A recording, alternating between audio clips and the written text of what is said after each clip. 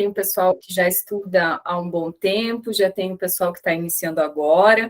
Então, nós vamos devagarinho, para nós pegarmos bem essa base introdutória, que vai ajudar para nós durante todo o restante das aulas, tá ok?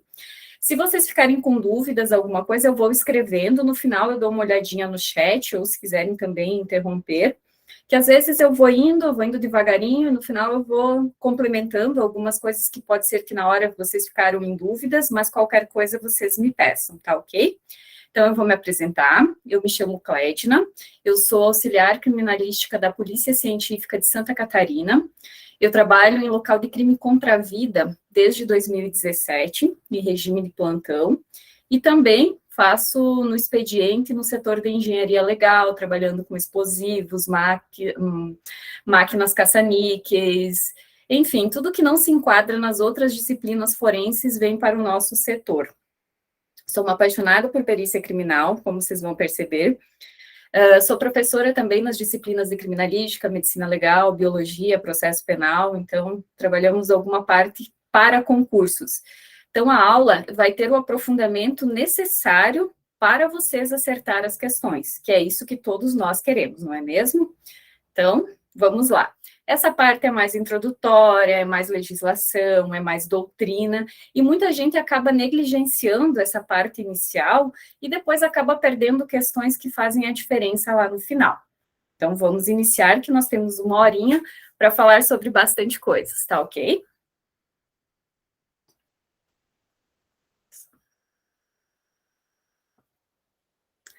Então, antes de mais nada, eu vou falar para vocês 3 coisas que nós precisamos anotar. Que sempre que nós estivermos falando em criminalística, nós vamos estar falando em ciência. Nós vamos estar falando em metodologias que utilizam um método científico. Nós jamais vamos falar em criminalística pensando em empirismo, em suposições. Nós vamos trabalhar com ciência. A criminalística é ciência. Outra coisa, a criminalística, o que ela procura? O que a criminalística, qual que é a função, o que ela faz, o que ela quer, o que ela nos mostra? A criminalística, ela é uma ciência que vai buscar o quê? Materialidade, ela vai buscar demonstrar como que ocorreu um fato criminoso, uma infração penal, e ela vai tentar buscar a autoria, tá ok? Então, nós precisamos trabalhar os conceitos que, eventualmente, eles são cobrados em prova. Mas eu vou ensinar para você, nós vamos ler vários conceitos aqui, eu vou lendo com vocês, mas o que vocês já vão procurando? Conforme eu vou lendo, o que esse conceito ele está me trazendo? Ele está me trazendo, normalmente, os conceitos de criminalística, todos eles trazem o quê? Materialidade e autoria. Essas 2 palavras vocês anotam, porque é o que sempre em criminalística vai ajudar vocês a responder muitas questões. Muitas vezes vai aparecer algum conceito que talvez eu nem tenha trabalhado aqui, que eles vão procurar num livro, sabe como é examinador, né? A gente não conhece a cabeça deles, então eles procuram, às vezes, vou pegar o conceito mais difícil. Mas se ele estiver falando em criminalística, ele vai, na escrita, ele vai mostrar para vocês que é materialidade e autoria. E isso vai ajudar vocês a responder a questão corretamente, ok? Então, eu começo como conceito do nosso mestre, professor, perito Heraldo Rabelo, que ele coloca para nós o seguinte, que criminalística, ela é uma disciplina autônoma. Já grifem isso, marcam, que isso também ajuda bastante. Integrada pelos diferentes ramos do conhecimento técnico-científico, auxiliar e informativo das atividades policiais e judiciárias de investigação criminal, tendo por objeto o estudo dos vestígios materiais extrínsecos à pessoa. Agora, pessoal, vocês grifem, vocês marquem, por quê? Porque a criminalística, quando nós estivermos falando de uma pessoa, do ser humano, ela somente vai examinar a parte externa da pessoa. Quem vai examinar internamente a parte intrínseca é a medicina legal. E, gente, as questões adoram trocar o extrínseco pelo intrínseco. Então, marcam essa palavrinha, gravem ela, que quando nós estivermos falando de criminalística, de exame em pessoas, é somente externamente. Quando for objetos, aí é outra situação. Mas em provas, o examinador ele sempre vai pedir em relação à pessoa. Entendido? Então, no que tiver de útil, a elucidação e a prova das infrações penais, materialidade, podem grifar ali, materialidade, e ainda a identificação dos respectivos autores, autoria. Vocês viram que o conceito, ele vai sempre trazer estas informações, certo? Vamos para o próximo. Aqui, nós temos também a Alberi Espíndola, que volta e meia aparece o conceito dele, então eu trago para vocês que ele é uma ciência que objetiva a individualização e a identificação dos vestígios materiais relacionados aos delitos em geral, valendo-se de suas próprias regras e metodologias. Uma pausa aqui. O que esse autor traz para nós é muito, mas é muito importante. Por quê? Porque, embora a criminalística ela se utilize de várias outras disciplinas, de várias outras ciências forenses, para ela desvendar um fato criminoso, ela possui as suas próprias regras. A primeira delas é somente utilizar o método científico, e ela possui as suas próprias metodologias, assim como ela possui os seus próprios princípios, suas leis, seus postulados. Por isso que ela é considerada uma disciplina autônoma. O autor aqui trouxe o conceito de ciência, mas o que nós temos hoje na doutrina consolidada é que a criminalística ela é uma disciplina autônoma, certo? Continuando aqui, e do conhecimento das demais ciências, a fim de saber o que aconteceu, materialidade. A maneira como se desenvolveu os fatos e quem cometeu o crime, autoria. Vocês vão ver que pode vir 20, 30 conceitos de criminalística, todos eles vocês vão conseguir interpretar isso, materialidade e autoria. Tá ok, pessoal? Vamos lá. Eu sei que essa parte inicial é um pouquinho mais chata, mas eu preciso fazer isso, tá? Porque aí vocês vão pegando para quando nós trabalharmos no local de crime e tal, eu vou estar sempre puxando, ó, lembram lá, materialidade, autoria, tá? Aqui também, José Delpicchia, esse conceito já caiu muito em prova, gente, muito em prova, e esse autor, assim, ele não é tão conhecido com relação aos anteriores, mas o conceito dele cai bastante, tá? Disciplina, que tem por objetivo o reconhecimento e a interpretação dos indícios materiais extrínsecos, tá? Relativos ao crime ou à identidade do criminoso, novamente, materialidade e autoria. Os exames dos vestígios intrínsecos na pessoa, então, internamente, quando for uma pessoa, são de alçada da medicina legal.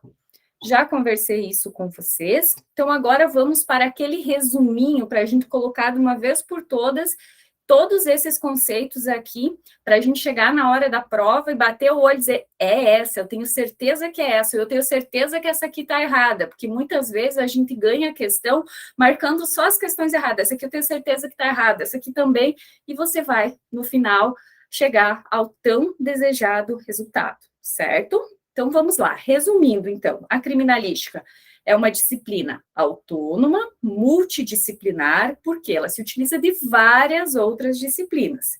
Ela é regida por leis, métodos e princípios próprios, tá? Isso também é bem importante, a banca adora dizer que não isso aqui, com plena independência dos demais.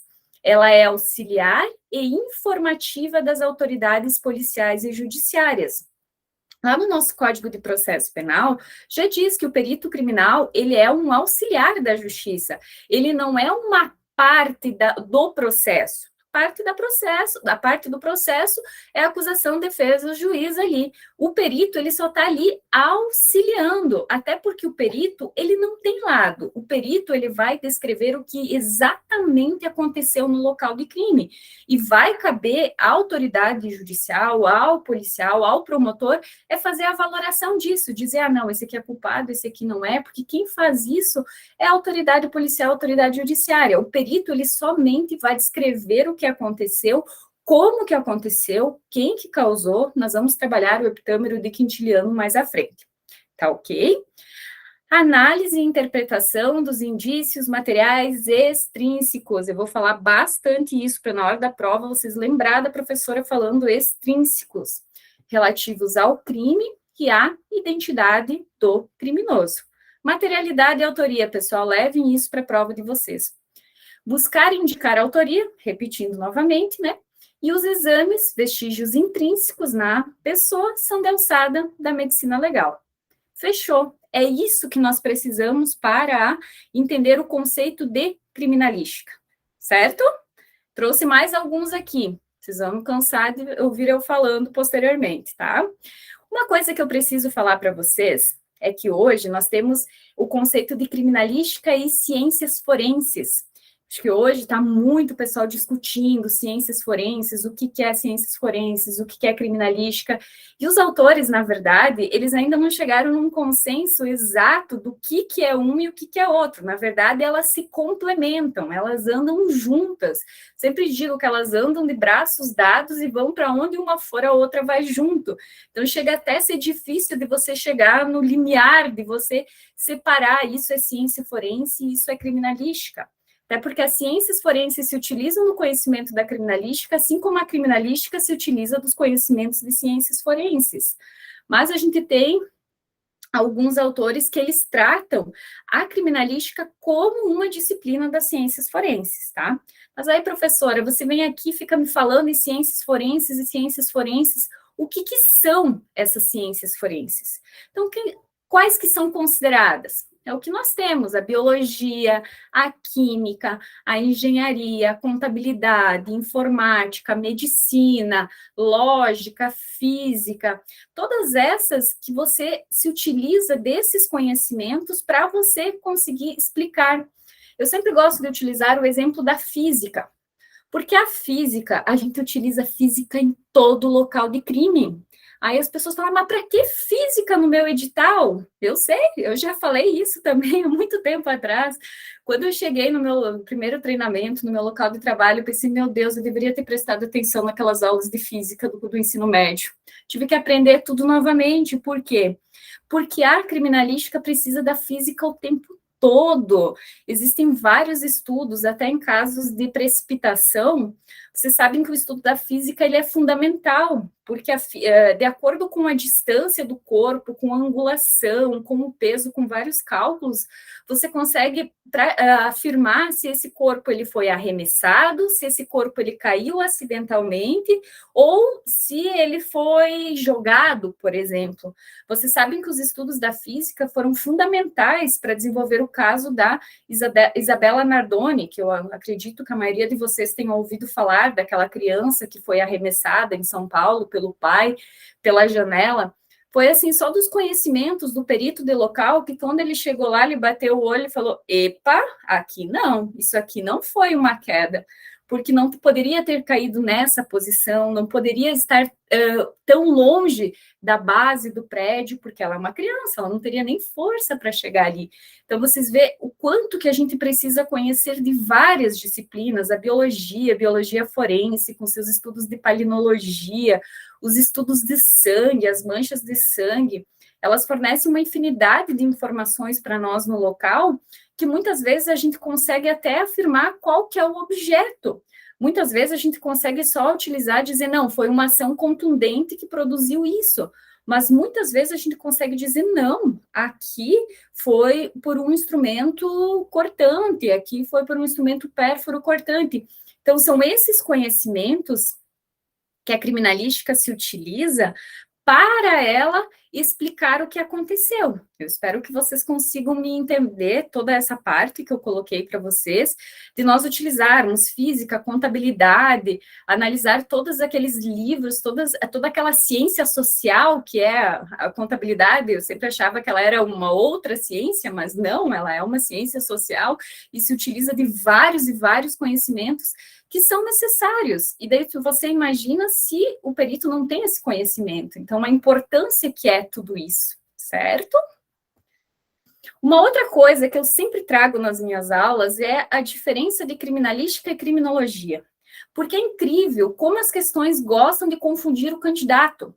A criminologia, ela é uma ciência, sim, ela é uma ciência social, empírica, interdisciplinar, que se ocupa do estudo do crime, da pessoa do infrator, da vítima e do controle social do comportamento delitivo. Ou seja, não tem nada a ver com criminalística, mas o nome, de certa forma, ele é parecido, então ele acaba confundindo o candidato. Então, assim, é importante que a gente saiba o conceito de criminologia para, na hora da prova, você olhar, não, isso aqui não é criminalística, isso aqui é criminalística, então está errado, para ajudar vocês a responder questões, porque os examinadores adoram confundir essas duas coisas, tá? Então, por isso que eu trouxe o conceito para vocês. Aqui eu trouxe outros conceitos de criminalística, nós vamos ler e vamos encontrar aonde que está a materialidade e onde que está a autoria, porque é isso que vocês vão precisar fazer na hora da prova, já vai como um treinamento, tá ok? Criminalística é o estudo da fenomenologia do crime e dos métodos praticados de sua investigação. Ele está falando em materialidade, é como que aconteceu, como que houve o fenômeno do crime e tal, enfim, ele não traz muita informação, mas é Hans Gross, o pai da criminalística, tá? José Del Picchia, disciplina que tem por objetivo, esse nós já lemos, vou ler o próximo, tá? Hilário Veiga de Carvalho, é a parte das ciências criminais, perfeito, que ao lado da medicina legal, tem por finalidade os estudos técnicos e científicos dos indícios materiais do delito, materialidade, e da identificação do seu autor, autoria, colaborando também com outros campos do direito que dela carecem. Vocês viram como vai ficando fácil você identificar nos conceitos? Às vezes você não sabe quem que escreveu, mas você lendo, não, isso aqui só pode estar falando de criminalística, certo? Mais alguns eu prometo que são os últimos, tá? É a aplicação de qualquer ciência ou técnica à pesquisa e à interpretação de indícios materiais relativos ao crime, evidente ou hipotético, e no caso, até aqui, é materialidade, certo? E no caso de confirmação de sua ocorrência, a identidade de quem dele tenha participado, autoria, certo? Emílio, ali acho que faltou um R, né? Frederico Pablo Bonet. A criminalística policial ocupa-se com a identificação do indivíduo, do exame, dos vestígios, das manchas e rastros da falsificação de documentos ou moedas, das armas de fogo, dos explosivos. Está descrevendo todas as ciências forenses, todas não, mas a maior parte das ciências forenses, das ciências que nós utilizamos na biologia, das divisões dos institutos de criminalística, bem como dos veículos de qualquer tipo, quando suspeitos de estarem relacionados com o fato doloso, culposo ou acidental. Materialidade, certo? Ele não fala em autoria esse aqui, mas ele fala em materialidade. José Lopes Zarzuela. A criminalística constitui o conjunto de conhecimentos científicos, técnicos e artísticos. Aí, uma vez um aluno me pediu, professora, artísticos? Eu falei, sim, artísticos. Por quê? Porque nós precisamos desenhar o croquis de local de crime, nós precisamos fazer os desenhos no AutoCAD, nós precisamos em outros sistemas, a gente sempre tem que materializar o que acontece. Embora tenha pessoas, tipo a professora que faz um quadradinho e escreve carro, faz outro quadradinho e escreve casa, que não tem aquela habilidade de desenhar como algumas pessoas têm, mas nós precisamos desenhar o corpo humano e marcar onde que estão as lesões. Então, vocês veem que é uma outra disciplina que a gente utiliza na criminalística. Vocês veem o quão amplo que ela é? Destinados à apreciação, interpretação e descrição escrita dos elementos de ordem material, encontrados no local do fato, no instrumento do crime, na peça do exame, de modo a relacionar, então tem aqui materialidade, tá? De modo a relacionar com uma ou mais pessoas envolvidas no evento. Autoria. Ficou certo, pessoal? Vocês conseguiram entender essa parte? Sempre no conceito procurem materialidade e autoria, que eu tenho certeza que vocês vão acertar a questão, independente de qual seja o autor que eles pegaram no conceito para colocar na prova de vocês, tá? Deixa eu tomar um golinho aqui. Agora nós vamos entrar numa parte bem chatinha, mas que é aquela parte que, quando cai na prova, ela pega um rodinho e vai passando de um lado para o outro e derrubando os candidatos, porque as pessoas não gostam de olhar datas e não gostam dos nomes. Só que, às vezes, eles só pedem um nomezinho e é fácil. E, então, eu poderia trazer aqui centenas de nomes de pessoas que contribuíram tanto para a medicina legal como para a criminalística, mas eu escolhi alguns e aqueles que mais caem. Todos esses aqui já caíram em algum momento em provas. E a OCP, ela gosta de cobrar alguns nomezinhos. Eu já vi em várias provas deles que eles gostam. Então, é importante a gente dar uma revisadinha nisso, tá? Então, o primeiro exame de local de crime, conforme a doutrina, ele ocorreu na Roma Antiga. Quando o imperador César, ele foi comunicado que alguns dos seus súditos ali haviam brigados, entre eles um casal, e que o esposo teria jogado a esposa pela janela. Então, o imperador, ele resolveu ir até o local, então foi o primeiro exame de local de crime que se relata, provavelmente tiveram outros anteriores, mas o que está na literatura é isso, tá? Então, ele foi lá e verificou que tinha sinais de luta no interior daquela casa e que realmente procedia o fato de que aquela mulher teria sido jogada. Então, foi o primeiro exame de local de crime da história. Então, assim, interessante que, quem sabe, em alguma questão possa surgir. Em 1560, na França, Ambroise Paré, ele falava sobre ferimentos produzidos de arma de fogo. Aqui eu trago um adendo, porque existem autores que consideram Ambroise Paré como o pai da medicina legal. Mas hoje o que está consolidado na doutrina é que seria Paulo Zaquias. Embora alguns considerem Paulo Zaquias como o pai da medicina legal moderna, tá? Mas, como essa parte introdutória da medicina legal não vai cair na prova de vocês, é só para ajudar a responder questão mesmo, tá? Então, aqui, em 1651, Paulo Zaquias publicou em Roma uma obra intitulada Questões Médico-Legais, conquistando assim o título de pai da medicina legal. Eu acho que eu concordo aqui que seria o Paulo Zaquias, mas eu não sou doutrinadora, então, mas eu acabo seguindo o que a maior parte da literatura traz para nós, tá? Então, assim, sempre quando falo em pai da medicina legal, sempre sim, responde como é que se diz, com aquele pezinho atrás, assim, sempre vendo se o examinador não te colocou em alguma pegadinha, criando o pai da medicina moderna mais antigo, da moderna e tal. Em 1665, o professor Marcello Malpighi, ele era professor de anatomia na Itália, ele deu continuidade a trabalhos e ele estudou as papilas dérmicas.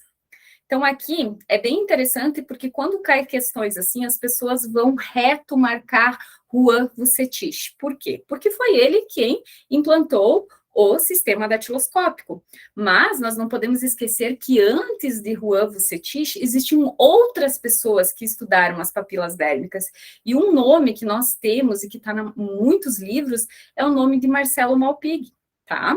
Então, assim, é aquela coisa, sempre é bom a gente saber para desenvolver aquele pezinho atrás para ver exatamente, não, eles estão me pedindo sobre Juan Vucetich ou eles estão me pedindo a primeira pessoa que examinou papilas dérmicas e tal, aí você sempre eu falo, coloque um asterisco aqui, porque quando teve uma questão que cobrou isso, teve mas muita gente que errou, tá? Nós temos também, em 1864, Cesare Lombroso, na Itália, que ele propôs o sistema antropométrico como um processo de identificação.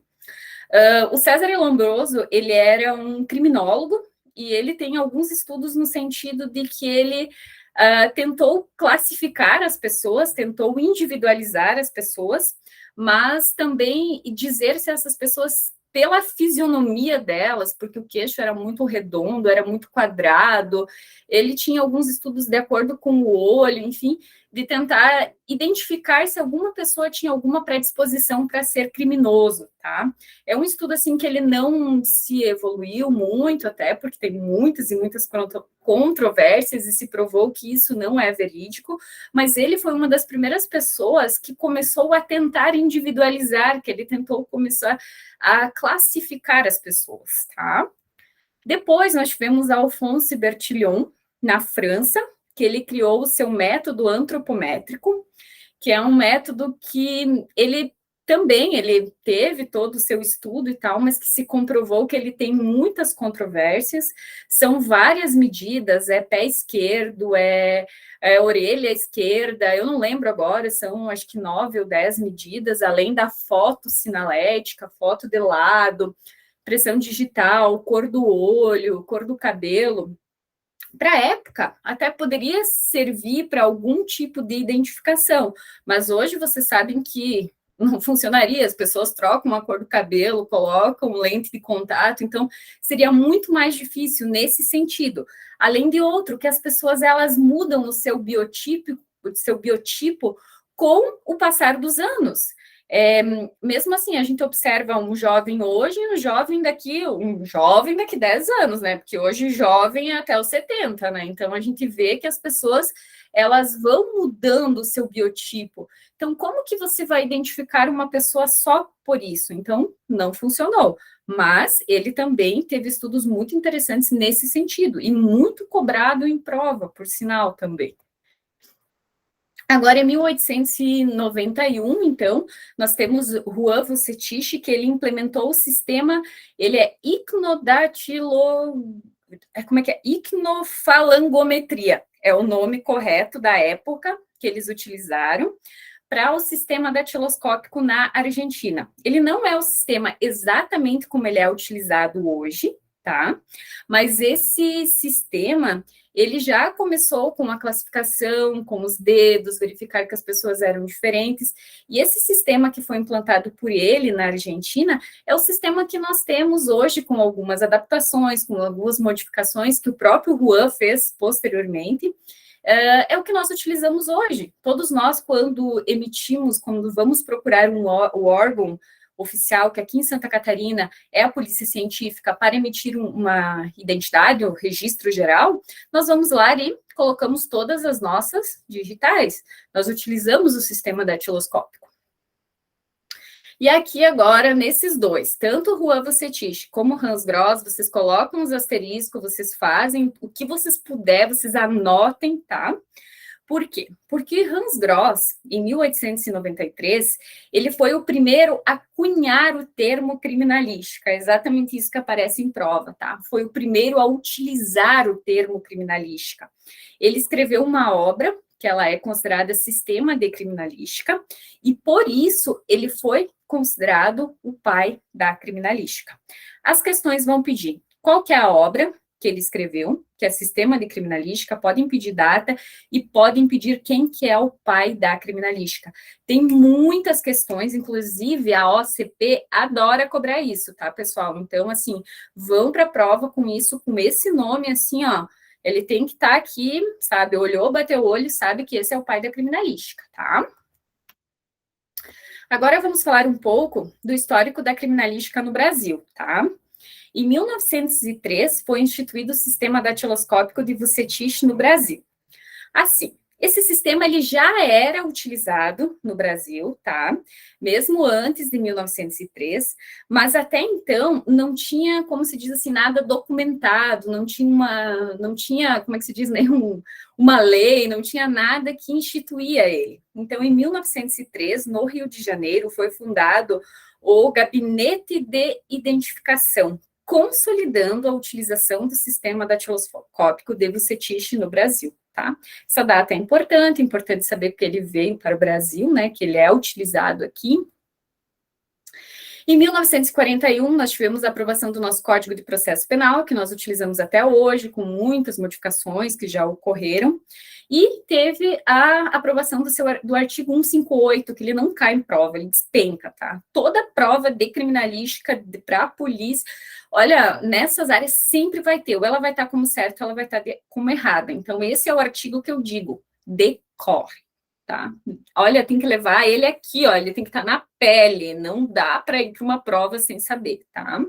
Nós já vamos trabalhar ele aqui para frente, só vou passar mais rapidinho aqui. Em 1987, então, Benedito Paulo da Cunha, ele lançou o livro Doutrina da Criminalística Brasileira. Assim, não é muito cobrado em prova, só o nome dele, mas foi ele que instituiu, que acabou juntando tudo que nós tínhamos de criminalística até ali, e pode aparecer eventualmente, como é brasileiro, a gente tem que dar o seu devido mérito, né? Então, eu sempre falo, porque às vezes ele pode aparecer como certo, como errado, e você precisa saber quem que ele é. Em 1988, então, Constituição Federal, com os avanços no campo legislativo e estrutural, consolidando ainda mais os direitos das pessoas, e com isso, com todas aquelas regras de processo penal, deixando cada vez mais clara a necessidade da criminalística, da medicina legal, na elucidação dos crimes, não especificamente nem criminalística e nem medicina legal, mas o quê? Colocando os direitos das pessoas no processo penal e, consequentemente, a gente já puxa que se elas têm direito a um devido processo, a toda a investigação e tal, vai envolver a criminalística e a medicina legal. Então, indiretamente, ela foi muito importante para a perícia no Brasil.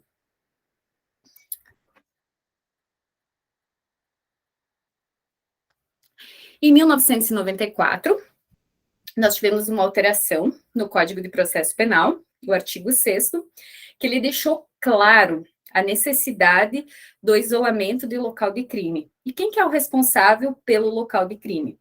A autoridade policial, ela é responsável pelo isolamento, mas quem que é responsável pela perícia, por adentrar, por movimentar os vestígios, é o perito criminal. E esse artigo 6º, ele deixou isso muito claro. Ele também deixou claro que a apreensão pelo delegado de polícia, ele somente pode ocorrer depois que o perito liberou o vestígio, porque antes ele precisa ser examinado. Nós vamos trabalhar tudo isso, tá, pessoal? Que eu vou um pouquinho mais rápido. Em 2008, nós tivemos uma lei federal que ela alterou o Código de Processo Penal.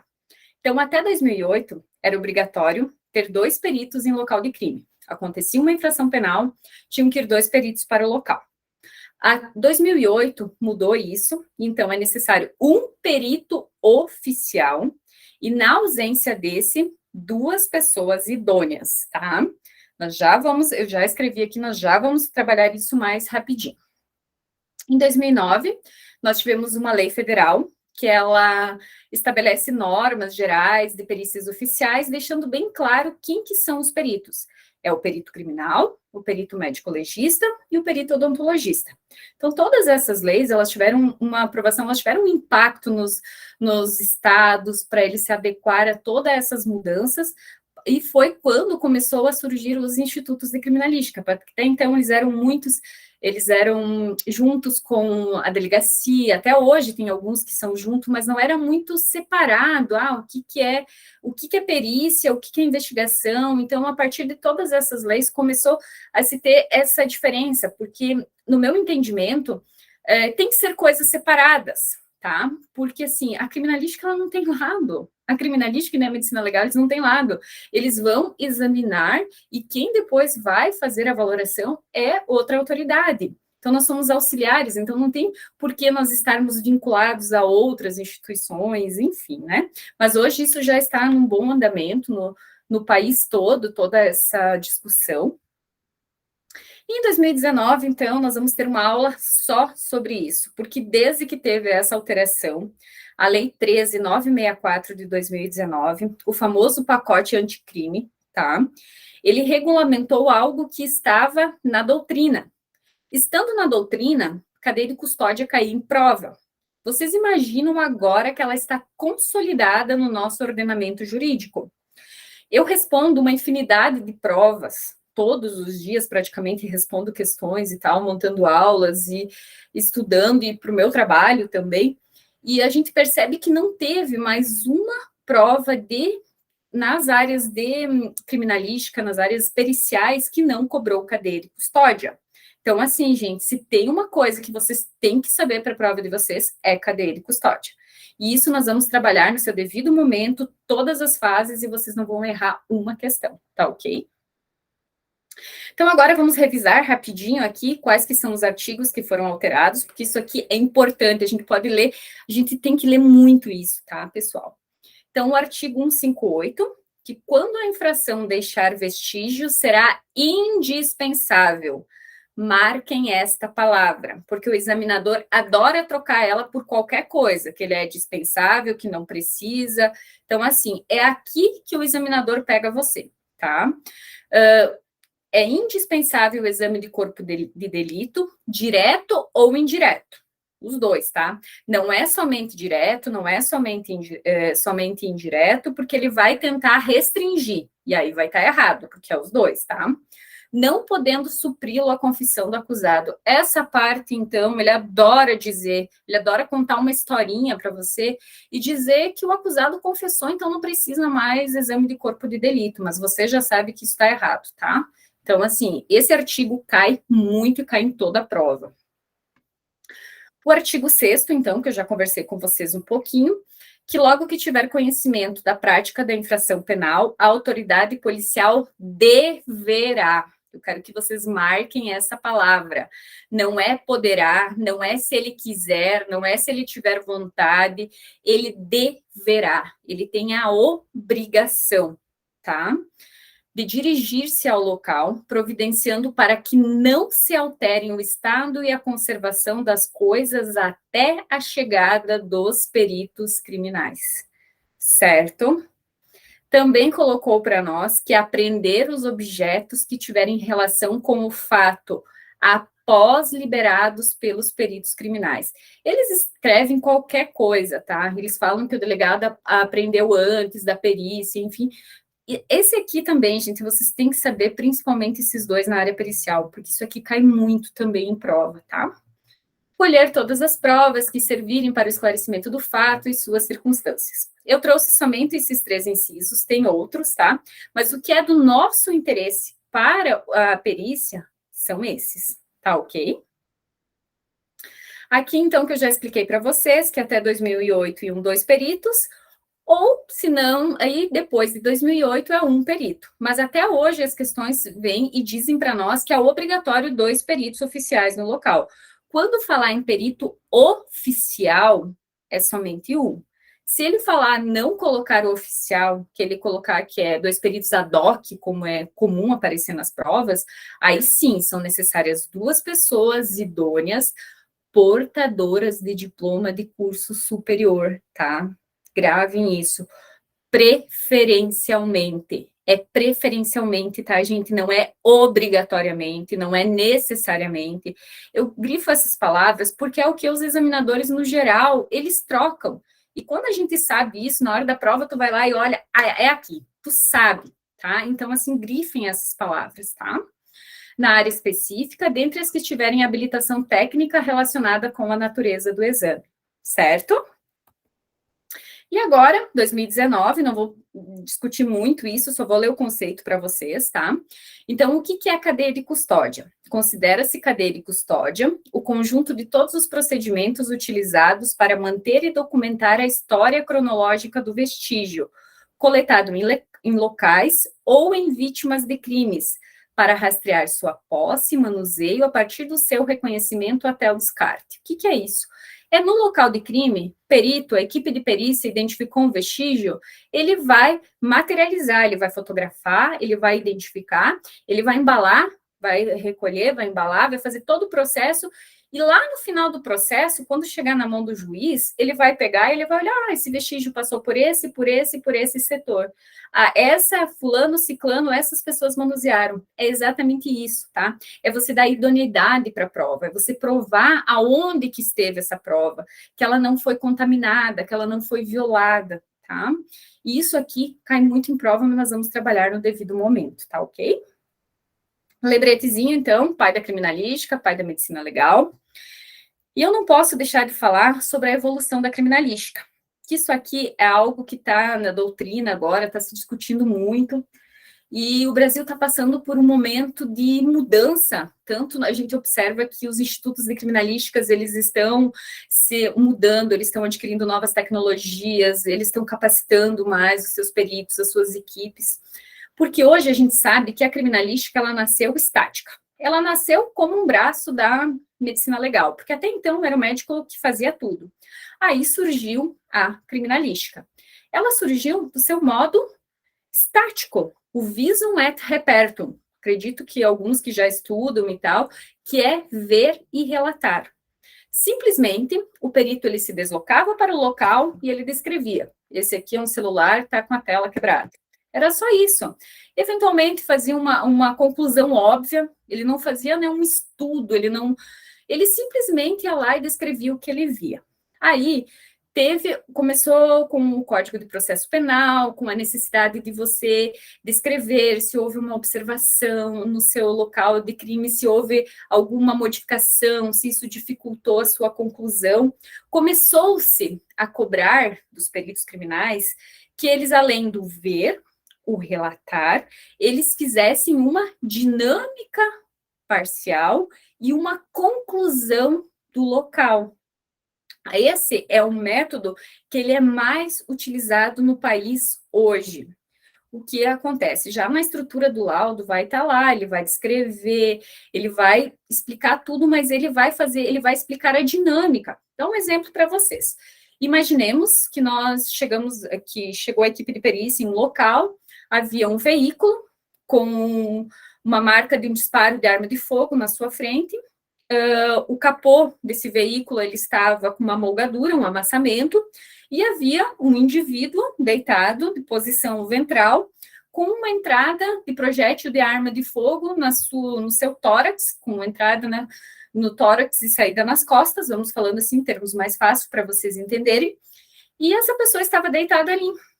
Se fosse na estática, o perito só ia escrever que tinha um veículo, que ele estava com uma molgadura na sua região frontal e que ele teve um disparo de arma de fogo.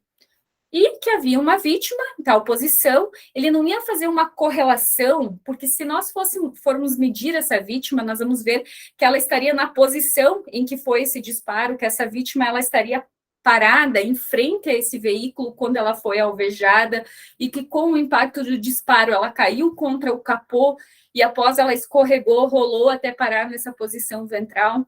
Então ele já vai fazer uma dinâmica parcial. Vocês conseguem entender, observar a diferença que faz isso para um juiz, para uma autoridade policial, quando ela pega e ela lê e ela tem uma dinâmica.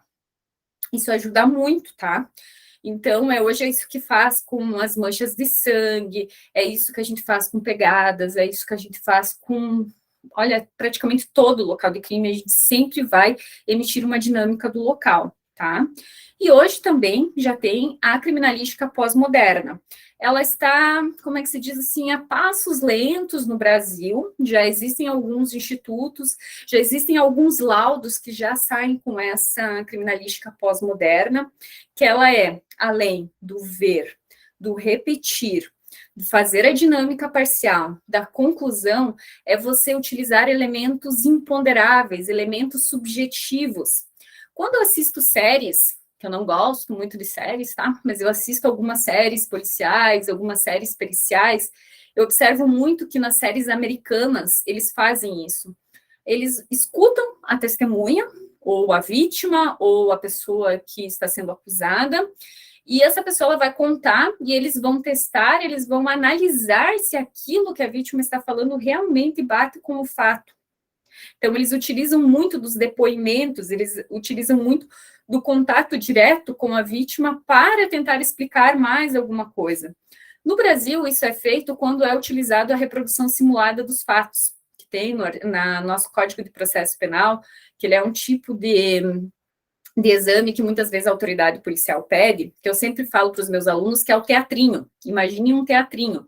Porque o que acontece? Se tiverem 10 pessoas envolvidas em uma ação, uma infração penal, o que vai acontecer? O perito vai ter que escutar cada um deles, e ele, conforme ele vai contando, ele vai estar ali do lado do perito, vai estar contando, e vai ter os atores, que são as demais pessoas que a gente chama para ir fazendo aquilo que a pessoa está falando. Não, eu peguei e bati com um taco, agora eu atirei uma pedra, agora não sei o quê. Ou a vítima não, ou uma testemunha, eu estava atrás daquela árvore, então eu vi o que aconteceu. Aí a gente vai medir, vai lá, tira as fotos, tu vê que a pessoa não teve visão nenhuma, você entende? Que é o tal, a reprodução simulada dos fatos, que cada um vai lá e conta para o perito, enquanto que ele vai contando, as pessoas vão fotografando para depois você fazer uma conclusão em cima daquilo, para mais ou menos você conseguir dizer para a autoridade policial, não, o que essa vítima falou realmente é possível, o que essa testemunha falou aqui é praticamente impossível pela nossa, não foi possível visualizar da forma que ela falou, então você vai explicando para a autoridade. Então, assim, isso ainda hoje no Brasil é muito pouco, tá? Outra coisa, vocês viram que eu fiz uma flechinha, mas eu quero que vocês, não é que terminou a estática, começou a dinâmica, terminou a dinâmica e continuou a pós-moderna. Às vezes, no mesmo instituto, vai ter peritos que vão utilizar a estática, vai ter peritos que vão utilizar a dinâmica e vai ter peritos que vão utilizar a pós-moderna. Certo? Então, vamos continuando aqui.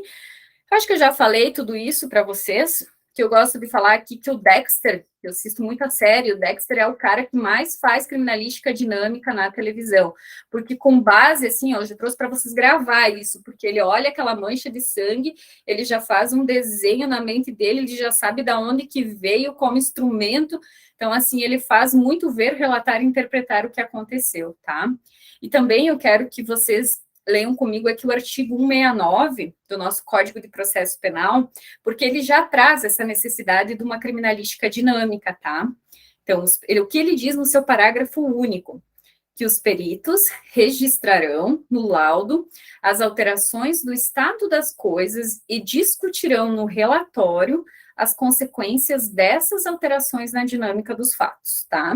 Aqui eles já deixam para o perito que ele tem a necessidade de fazer uma dinâmica. E a partir disso também começou-se essa cobrança em cima dos institutos, e hoje nós temos eu sempre digo assim, ó, que 99% dos laudos no país, eles saem nesse estilo da criminalística dinâmica, com o seu laudo, com a sua conclusão, com a sua dinâmica, certo? Que a pós-moderna, então, já falei para vocês, eu falo pouquinho, né? Então, vamos lá. Agora vamos para os postulados, tá? Os postulados, eles não caem muito em prova, tá? Mas, assim, tá no conteúdo de vocês, então a gente vai trabalhar. O que esses postulados, eles falam para nós? Que o conteúdo de um laudo pericial criminalístico, ele é invariante com relação ao perito criminal que o produziu. O perito A, ele examinou um computador com a tela quebrada. O conteúdo é o computador com a tela quebrada. O perito B, ele vai examinar, ele vai ter que ter a mesma coisa, o computador com a tela quebrada. Não vai poder descrever que é um celular, porque o conteúdo que está sendo examinado é independente do perito que analisou. Por quê? Porque tudo na criminalística utiliza o método científico que eu falei para vocês. Então, tudo que é feito pela criminalística utiliza um método. Se utilizou o método e foi utilizado adequadamente, não tem como mudar o conteúdo de um perito para o outro. Assim como o conteúdo não muda o resultado, tá? Então, assim, as conclusões de uma perícia criminalística são independentes dos meios utilizados para alcançá-los. Por exemplo, eu sempre utilizo o exemplo das drogas. Vocês sabem que os institutos de criminalística, eles fazem análise de substâncias entorpecentes. Chegou um pó branco para análise no Instituto de Criminalística. vai ser, ele vai utilizar uma cromatografia gasosa, ele vai utilizar um UV, ou ele vai utilizar algum outro espectrofotômetro. Os três vão ter que chegar ao mesmo resultado cocaína. Se eles chegaram ao resultado que nesse método ele pode ser o mais moderno, mas ele vai dar um resultado. Se você utilizar um menos moderno que esse ou um mais moderno que esse, o resultado vai ter que ser o mesmo. Por quê? Porque utilizou o método científico. Se você utiliza um método científico, não vai mudar a pessoa, não vai mudar o método, você vai chegar sempre no mesmo resultado, tá? E a mesma coisa, ó, a perícia, ela é independente do tempo, ela decorre da perenidade da verdade. O que é hoje um vestígio, ele vai ser materializado que daqui 30 anos, se for analisado o mesmo caso, ele vai ter o mesmo vestígio. Vamos utilizar o exemplo de uma porta que foi arrombada. A equipe de perícia foi para o local, fez a materialização desse vestígio, ela fez com a escala, as fotos demonstrando aonde que foi o arrombamento, que foi na maçaneta e tal. Se daqui 30 anos um outro perito examinar, ele vai chegar ao mesmo resultado. É uma porta com, pode ser, não importa se é semana que vem ou daqui 30 anos, vai continuar sendo uma porta que teve um arrombamento. É a mesma coisa, o exame de DNA hoje, que ele vinculou a pessoa, esse exame que foi coletado no local, vamos dizer, esse vestígio, vinculou o DNA à pessoa X, o exame pode ser repetido daqui 20 anos, ele tem que repetir a pessoa X. Então, vocês conseguem ver que, tipo, se você utilizou o método científico, vai sempre chegar ao mesmo objeto, à mesma conclusão, independente do tempo, certo? Conseguiram me entender, pessoal? Não vou ler tudo isso, mas eu acho que vocês conseguiram da forma como a professora falou, tá ok? E agora vamos para os princípios. Isso aqui não cai em prova, pessoal. Isso aqui despenca, tá? Isso aqui eu não conheço banca que não cobrou isso aqui. E a OCP gosta de cobrar princípios, então, assim, bastante atenção. O primeiro deles, que é aquele que faz toda a diferença no local, que é aquele que nós procuramos em todo local, que é o princípio da observação, que é ou conhecido como o princípio da troca de Locard, porque foi Edmundo Locard quem falou, quem escreveu, que todo contato deixa uma marca. Muitas vezes essa marca, ela é invisível. Por exemplo, estou tocando meu celular. Quando eu estou tocando ele, pode ser que não esteja aparecendo as minhas impressões, mas você faz uma revelação com um empoamento ou alguma outra técnica, vai aparecer as minhas impressões digitais. O fato de eu estar tocando essas canetas, eu estou transferindo o meu DNA. Tudo que nós tocamos, nós transferimos o nosso DNA, o chamado DNA de contato. Então, assim, isso que ele falou para nós é o que nós procuramos em local, o que a equipe de perícia procura no local, que é esse contato, essa interação entre duas pessoas, sempre vai haver transferência, tá? Quando nós falamos, por exemplo, em um acidente automobilístico, uma forma assim que vocês consigam visualizar. Quando dois veículos, eles colidem, quando eles vão bater de frente aqui, o que vai acontecer? Vai passar a tinta de um veículo para o outro, e vice-versa. Houve um contato. Quando uma pessoa é atropelada por um veículo, vai ter um contato, vai ficar fluidos biológicos, vai ficar sangue, vai ficar cabelos, vai ficar... Esses a gente consegue ver. Então, vocês veem que toda interação entre dois objetos, quando duas pessoas brigam, sempre vai haver transferência de uma para outra. Esse é o princípio da observação, que todo contato deixa uma marca. Mas o que a gente vai levar para a prova? Que às vezes a gente não enxerga essa marca. Por quê? Porque ela é latente, porque ela é um microvestígio. Então, não é que não existe o crime perfeito. O que acontece é que às vezes não é possível, pelos métodos hoje disponíveis, de você conseguir identificar esse contato, certo? O princípio da análise, eu já falei muito para vocês, que a análise pericial, ela sempre vai seguir o método científico. Se na prova falar em empirismo, vocês correm, tá? Porque não existe empirismo na perícia. A perícia é método científico. A maioria dos institutos de criminalística, eles possuem os seus POPs internos, as suas rotinas internas. Então, tudo que é feito é seguido um método científico. Quando vocês veem na televisão uma equipe de perícia trabalhando, A perícia chega no local, só vê que já vai um para um lado, um para o outro, já vai distribuindo plaquinhas, já vão fotografando, já vão isolando, vão fazendo medidas, mas isso não é nada aleatório, tá? A equipe, ela é treinada para seguir um método científico, que quando chega no local, a equipe, cada membro dessa equipe sabe o que tem que fazer. Porque no final, quando os dois conversaram, vocês vão ver que foi seguido todo o método científico e o exame chegou ao resultado que se precisava. Então, não existe empirismo na perícia, certo? Esse é o princípio da análise.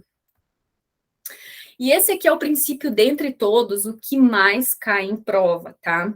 Que é o princípio da interpretação, ou o princípio da individualidade, ou o princípio de Kirk. Quando eles pedem o princípio de Kirk, fica todo mundo aonde? Nós estamos falando do princípio da interpretação, tá? E o que ele preconiza? Que dois objetos, eles podem ser difíceis de serem distinguidos, mas eles nunca serão idênticos. Se eu pergunto para vocês, essas minhas duas canetas Bics, elas são iguais, vocês vão me responder o quê? Que não. Por quê? Elas podem ser fisicamente, elas são muito parecidas, elas são dá para dizer que são praticamente iguais, mas elas não são. Se eu for testar, eu vou ver que vai ter uma que a ponta está mais gastada que a outra, está mais gasta que a outra, que um vai ter um pouco mais de tinta, que a cor da tinta difere de uma para outra. Por que eu falo isso para vocês?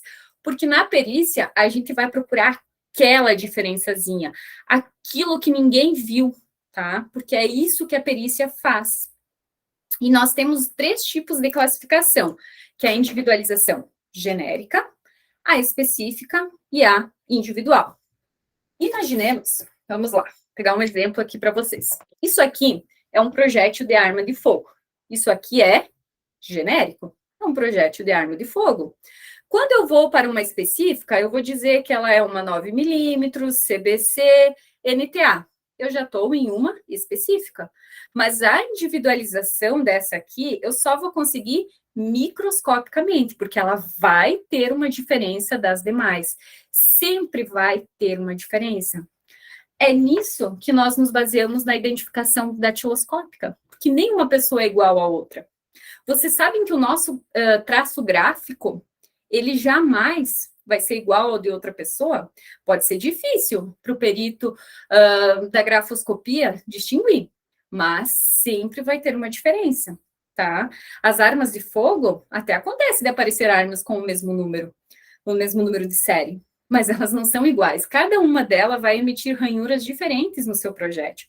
Então, é nisso que a criminalística trabalha, é procurando essa individualização. O que ela sempre vai procurar é individualizar, tá? Então, desse princípio, vocês vão levar para a prova isso, que existem 3 classificações, genérica, específica e individual. Aí, na individual, vocês grifem, vocês marcam, porque é essa que a criminalística procura no local de crime, na infinidade de exames que a gente realiza no setor, certo? Agora, o princípio da descrição, esse está tranquilo, que é o quê? É você descrever em uma linguagem técnica juridicamente perfeita.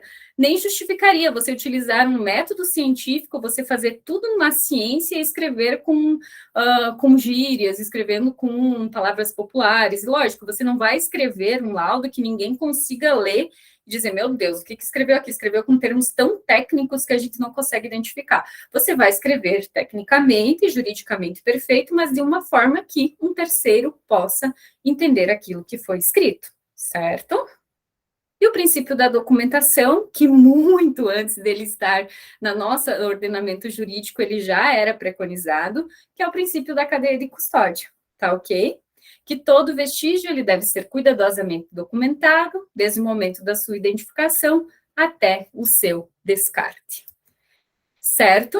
O que eu tinha para falar para vocês era isso. Eu espero que vocês tenham entendido. Caso vocês tenham alguma dúvida, vocês podem me escrever, tá? Pessoal, a gente tem o grupo, tem o meu número. Já vou dizer que tem dias que a professora está de plantão, a professora não responde, mas assim que for possível, eu respondo. O meu Instagram está aqui, vocês podem pedir lá para me seguir, eu posto quase todos os dias questões de revisão, de criminalística, processo penal, biologia.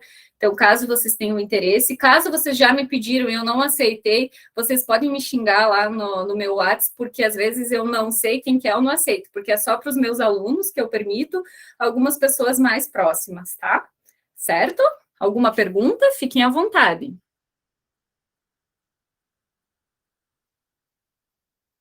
É isso? Nenhuma pergunta? Então tá bom. As questões, então, pessoal, a maior parte delas tem, acho que todas quase eu coloquei respostas, tá? O que eu quero para vocês, se assim que vocês tiverem disponibilidade como forma de revisão, é vocês refazer essas questões encontrando o erro nas demais alternativas, tá? Porque isso é a melhor forma de gravar o conteúdo, certo? Então tá, da minha parte é isso. Amanhã nós voltamos com biologia. Amanhã de manhã eu mando para vocês o conteúdo, certo? Então tá bom, estão dispensados. Qualquer coisa estou à disposição. Ok, obrigado. Ok.